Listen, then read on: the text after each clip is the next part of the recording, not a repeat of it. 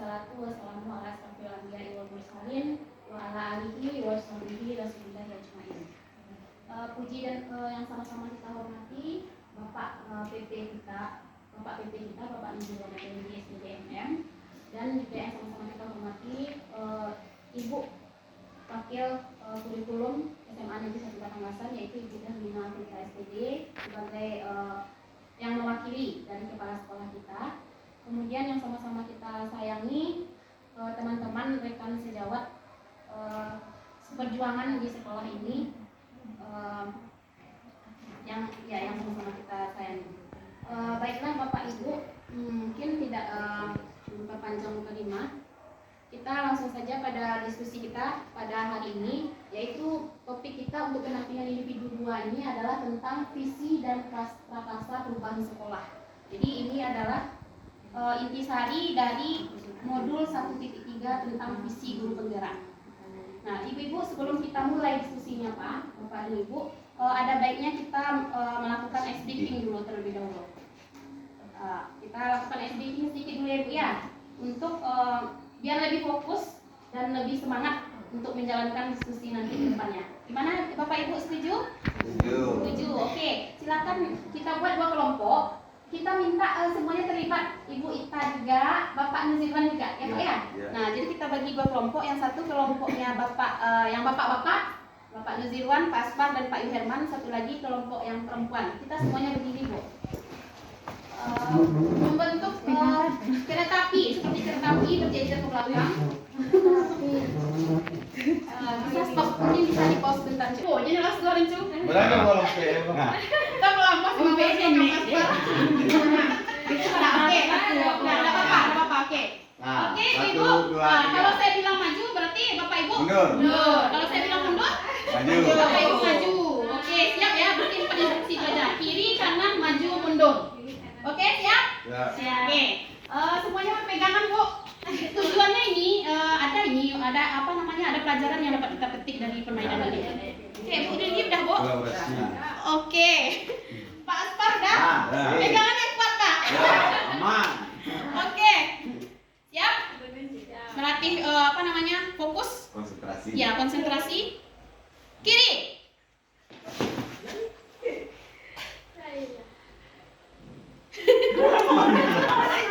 Maju. Mundur. Kanan. Maju. Kiri. Kanan. Maju. Mundur. Oke. Oke, silakan dulu Bapak Ibu.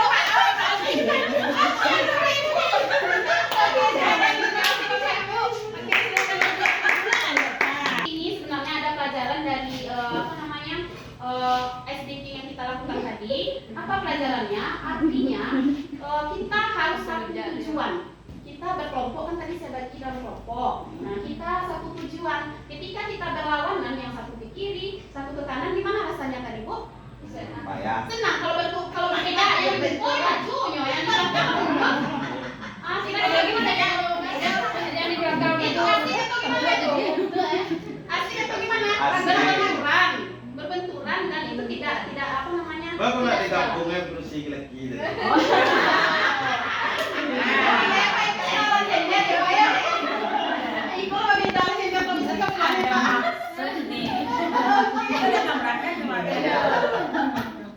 Oke, jadi itulah Bu. Jadi kalau memang kita harus sejalan. Kalau teman maksudnya ada ke kanan, kita harus satu haluan gitu. Kalau berbeda, jadi terjadi benturan. Nah, makanya di dalam kehidupan sehari-hari, apalagi di sekolah, di bidang pendidikan, kita dituntut untuk pandai berkolaborasi dengan terutama dengan rekan sejawat kita. Jadi harus sejalan dan satu ide. Jangan yang satu ke kiri, yang satu lagi ke kanan. Nah, itu iya. Jadi itu salah satu prakarsa yang yang memprakarsai kita untuk melahirkan sebuah visi, sebuah sekolah. Nah, jadi kolaborasi itu penting. Kolaborasi itu penting dan harus seide gitu, harus sejalan. Nah, Ibu-ibu dan Bapak-bapak, kita mulai aja diskusinya. Akan ala istiqomah, alahot. Oke. Nah, kita mulai diskusinya. Nah, kenapa diskusi tentang visi penggerak ini perlu kami berikan? Kita kita perlu diskusikan bersama di sekolah ini adalah karena kami belajar di modul 1.3, kami belajar bagaimana cara membuat visi diri sebagai pendidik. Jadi visi yang dimulai dari diri sendiri dulu, Bapak Ibu. Diri sendiri baru nanti visi sekolah. Jadi kami diajarkan di dalam modul 1.3 itu pandai cara-cara membuat dan merancang merumuskan visi diri kita sendiri dulu sebagai pendidik. Nah, nanti setelah itu seiring dengan itu kita bisa hal itu tentunya menjadi dasar atau modal awal bagi kita untuk selanjutnya bisa mengembangkan visi sekolah sesuai dengan teori yang telah kami dapatkan pada modul 1.3 itu. Nah, oleh karena itulah pada hari ini melalui kegiatan PI ini diharapkan kita bisa berdiskusi dan berkolaborasi dengan kepala sekolah dan guru atau rekan sejawat untuk menganalisis atau membedah visi sekolah yang telah ada di sekolah kita sesuai teori yang telah diperoleh. Nah, apakah sudah sesuai atau perlu direvisi gitu. Nah, itu yang nanti kita diskusikan sama-sama itu. Jadi sebelum kita membedah dan menganalisisnya, tentu kita tahu dulu apa itu visi, tahu dulu bagaimana konsep-konsep cara merumuskan visi tersebut. Nah, jadi sebelum kita mendiskusikan tentang terkait visi tersebut, ada baiknya kita harus tahu dulu tentang visi. Nah, jadi apa itu visi? Nah, mungkin Bapak Ibu ada yang bisa menjelaskan? Selama ini mungkin dalam kehidupan, apakah Bapak Ibu punya visi nggak dalam kehidupan? Punya ya? Pasti, setiap yang hidup pasti punya visi. Nah, coba Ibu ada yang tahu apa itu visi? Kalau kita didefinisikan secara istilah kita, secara bahasa kita. Apa itu kalau secara bahasanya? Visi itu sesuatu yang ingin dicapai. Iya, sesuatu yang ingin kita capai, sesuatu yang kita ingin wujudkan. Iya, benar sekali. Tujuan kita. Iya, terima kasih Vita. Benar sekali. Jadi Bapak Ibu bisa lihat ini di gambar kita ini. Nah, ini kita sering dulu, mungkin kita waktu kecil kita sering ditanyai sama orang tua atau orang sekitar kita. Hei nak, mau jadi apa kamu nanti? Cita-cita kamu mau jadi apa? Nah, mungkin gurunya yang bertanya kepada kita waktu kita masih kecil. Atau mungkin kita sekarang ketika kita sudah jadi orang tua, kita tanya kepada anak kita, Ananda, kamu mau jadi apa nanti nak? Apa cita-cita kamu? Nah, seperti itu. Contohnya ini di gambar ini. Nah, si anak ini kira-kira apa cita-citanya Ibu? Dokter. Jadi dokter. Nah, seperti itulah. Kalau kita gambarkan di dalam kehidupan kita sehari-hari, bisa artinya visi itu sama sejalan dengan cita-cita. Tujuan yang ingin kita raih ke depannya, berkaitan dengan masa depan. Bukan masa sekarang, tapi masa depan. Nah, jadi kalau secara istilahnya, visi itu adalah representasi kognitif dan visual mengenai gambar masa depan. Nah, jadi kata kuncinya adalah masa depan. Nah, itu yang dimaksud dengan visi itu. Nah, Bapak Ibu sebenarnya sudah tahu, ini maksudnya bukan menggurui ya Bapak Ibu, cuman pengantar bagi kita untuk bisa melakukan diskusi nantinya biar bisa berjalan lancar gitu. Oke. Nah, yang perlu kita garis bawahi, visi sekolah yang kita kembangkan itu haruslah berpihak kepada murid. Nah, Bapak Ibu mungkin sudah pernah tahu ini yang sekarang ini sangat digaungkan, yang dipopulerkan, yaitu pembelajaran yang berpihak kepada murid. Malahan kalau Ki Hajar Dewantara berpendapat kata-katanya seperti ini, pembelajaran yang berhamba kepada murid. Bayangkan itu Bapak Ibu, berhamba kepada murid. Nah, kalau kita baca secara tampak luar saja kan kurang bagus. Masa kita yang berhamba kepada murid kan gitu. Tapi maksudnya bukan di sana. Maksudnya bukan ke sana, arahnya adalah berhamba, itu maksudnya berpihak kepada murid. Kita pengajaran yang kita berikan, pendidikan yang kita berikan, semuanya kita arahkan kepada murid kita. Jangan kita yang memegang kendali terhadap kehidupan anak kita itu. Jadi kita kembalikan ke dia, apalagi di SMA. Di SMA anak-anak itu sudah sangat dewasa, jadi sudah bisa mengambil keputusan sendiri. Nah, tidak sama dengan anak SD. Kalau anak SD mungkin perlu sekali kita arahkan. Tapi kalau anak SMA, kita sudah bisa membimbing, menjadi pemantau saja. Sebagai pemantau saja, makanya pendidikan itu harus berpihak kepada murid. Dan kemudian satu poin kunci terkait dengan kurikulum merdeka yang sekarang ini kita diterapkan oleh pendidikan nasional kita, itu tidak terlepas dari kurikulum Merdeka tidak terlepas dari tujuan akhir adalah terwujudnya profil pelajar Pancasila. Bapak Ibu ingat ya, profil pelajar Pancasila ada berapa? 5. 5, oke. Nah, ini 6 Bapak. 6, oke. Kita lihat ini Bu, profil pelajar Pancasila. Nah, ini yang tujuan pendidikan kita saat ini yang digaung-gaungkan oleh Mas Nadiem kita, yaitu profil pelajar Pancasila. Sebenarnya benar kata Bapak PP kita tadi. Sebenarnya di sana ya sebenarnya cuman kata-kata saja yang dirubah. Kata-kata saja yang dirubah. Nah, contohnya ini kalau kita kenali dulu apa ini Bu? Beriman, bertakwa, mandiri, kreatif, anak yang berkebinekaan global, bergotong royong. Kalau dulu apa namanya ini Bu? Pendidikan apa namanya dulu? Penguatan pendidikan apa namanya dulu? Kalau yang seperti ini kita harapkan berhubungan dengan apa ini? Tentunya berhubungan dengan karakter. Nah, berhubungan dengan karakter siswa itu kan PPK itu Bu. Kalau kita buat RPP itu kan ada harus terintegrasi PPK. Dibuatkan apa PPK yang ada di dalam satu kegiatan itu? Misalnya kegiatannya disiplin. Nah, disiplin, kemudian jujur, nah itu bertanggung jawab, bergotong royong. Itu sebenarnya karakter yang dulu, pendidikan karakter dulu. Cuman arahnya sekarang diganti lagi kata-katanya, mungkin direvisi lagi menjadi profil pelajar Pancasila. Yaitu yang 6, beriman, bertakwa, berkebinekaan global, bergotong royong, mandiri, kreatif dan bernalar kritis.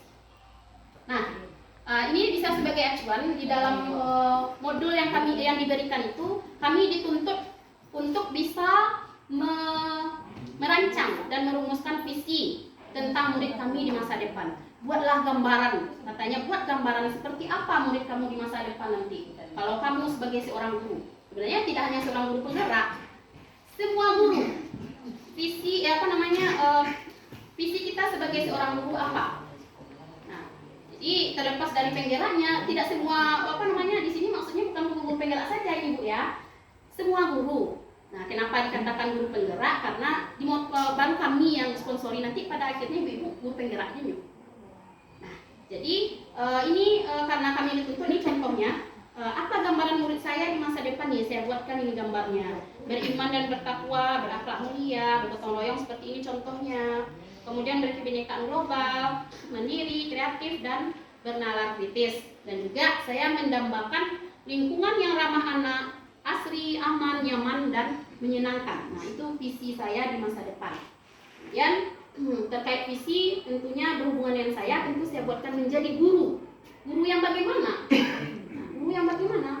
Guru yang mampu melahirkan peserta didik yang religius dan berkarakter, serta berprestasi secara akademis dan non-akademis, sehingga tampil sebagai generasi teladan yang mampu menjawab tantangan masa depan.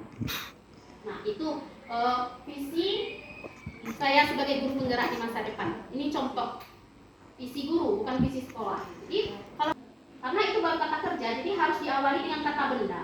Misalnya kalau visi sekolah tentu menjadi sekolah yang bagaimana, jadi menjadi sekolah yang titik-titik, seperti itu rumusannya.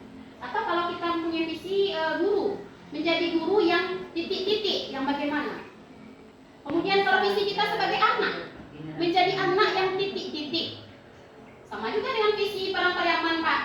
Kalau visi Padang Pariaman menjadi Padang Pariaman, pasti menggunakan kata bendanya. Padang Pariaman berjaya, apa visinya? Padang Pariaman berjaya, bla bla bla bla. Jadi diawali dengan kata benda di sebuah visi.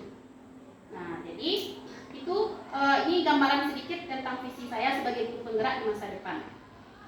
Oke, nah ini teori Bu, penerapannya memang susah, tapi kita akan berproses untuk mencapai itu.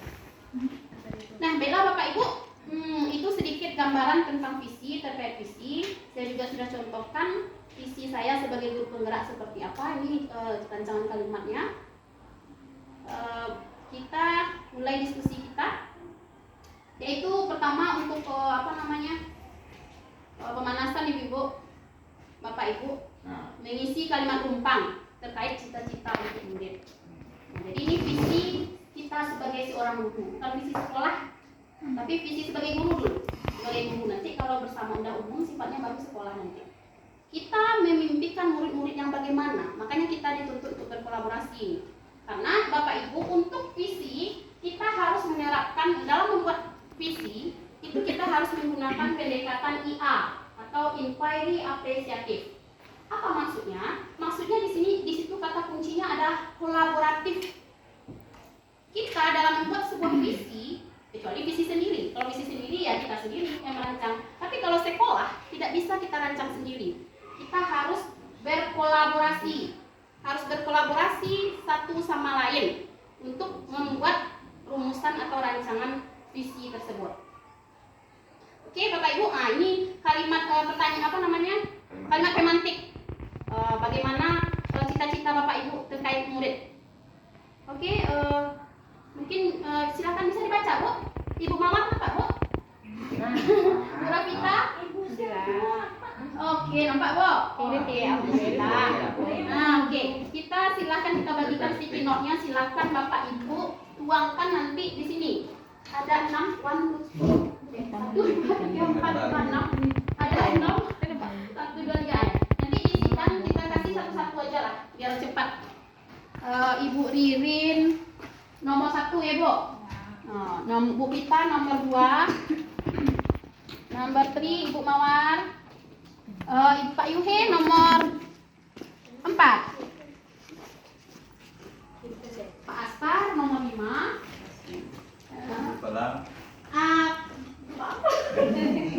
Apa mungkin ada yang 2 mungkin bisa. Baca itu Pak. Bisa aku ya Pak. Kita kan dulu ya berkolaborasi dengan kepala sekolah. Oh iya dulu kita berkolaborasi dengan kepala sekolah. Ibu yang terakhir, kita dan warga di sekolah ini paham bahwa bla bla bla bla. Mama titik-titik. Nah, Kita warga di sekolah Oke. ini ya. Silakan Bapak Ibu pikirkan. Nomor Ibu Kepala yang terakhir. Yo. Kita Bu, minta tunjukkan sama WP. Iya. menurut sekolah. Iya. Ya ini berbeda-beda dan harus sama jawabannya. Harus sama. Ini kan pemikiran kita sendiri. Kita memimpikan murid-murid yang bagaimana? Murid-murid yang apa gitu. Ingat satu kata kunci, kita tidak terlepas dalam membuat visi itu tentang profil pelajar Pancasila dan juga pendidikan yang berpihak kepada murid. Nah itu kata kunci dalam membuat merumuskan visi atau cita-cita itu Bapak Ibu.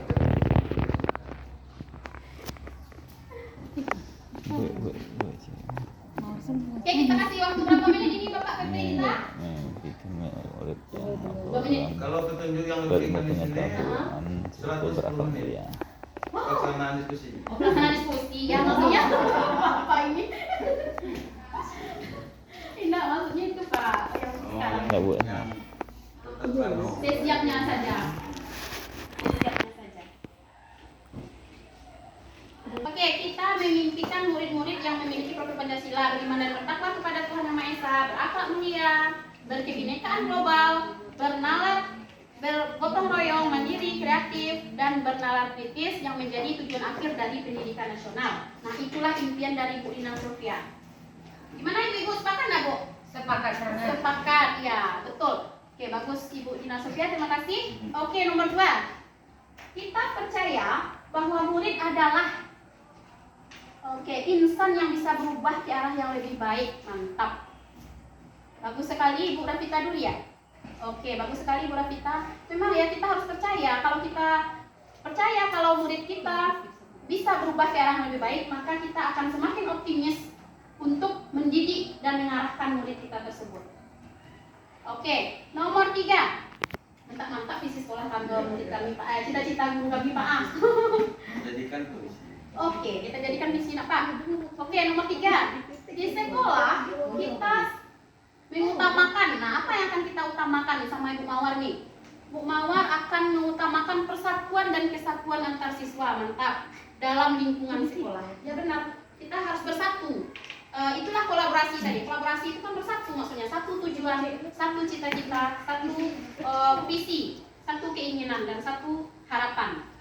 Nah, jadi itu nomor 3. Jadi Bu Mawar mengutamakan persatuan dan kesatuan antar siswa. Jangan sampai antar siswa itu berantem atau tidak terjadi konflik. Oke, nomor 4. Mana Pak Yuhe tadi? Ini. Tuh, Oh, tuh. ya, ini Pak Yuhe. Oke, nomor 4. Ya, 4. Murid di sekolah kita sadar betul bahwa memiliki potensi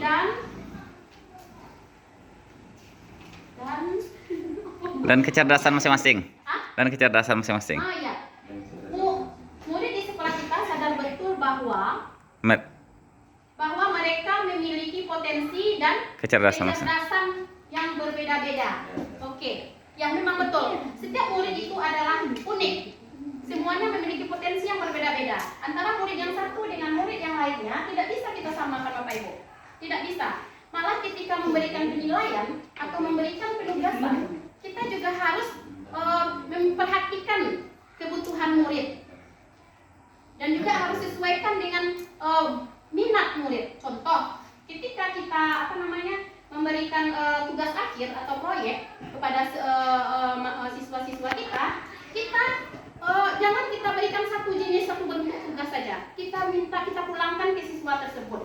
Dia mau bentuknya seperti apa? Misalnya materi kita tentang apa, contohnya satu kita materi bahasa Indonesia. Materi bahasa Indonesia yang gimana, yang menuntut psikomotor kah atau yang Terserah apa saja. Oh, puisi misalnya membaca. Nah, contohnya puisi. Oke, contohnya puisi. Kita bisa serahkan ke siswa tersebut. Jangan semuanya tugas akhir kita adalah menulis puisi. Jangan seperti itu. Jangan disamakan. Yang penting kita harus sesuaikan, itulah yang namanya pendidikan yang berpihak kepada murid. Kita pulangkan ke murid, dia maunya seperti apa? Apakah membuat puisi? Dia membuat puisi, tapi dalam bentuk apa?